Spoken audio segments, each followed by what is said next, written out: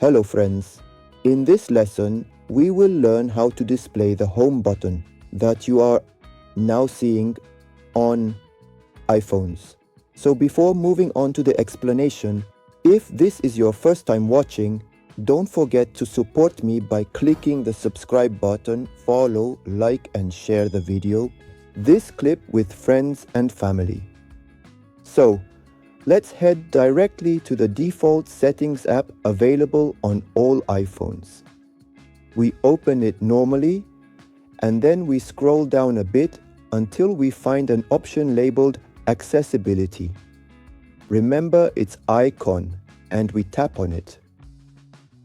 And then you tap on this option labeled Touch and remember its icon. After that, we tap on the first option labeled Assistive Touch and we tap on it. Immediately, this interface will appear as you can see at the top. We activate this option labeled Assistive Touch in front of it. You activate it in this way. As you can see, I have already activated it before. If you've reached this point, don't forget to check out this playlist of some iPhone tutorials. You will find important tutorials there that you will like and benefit from. Goodbye, my friends.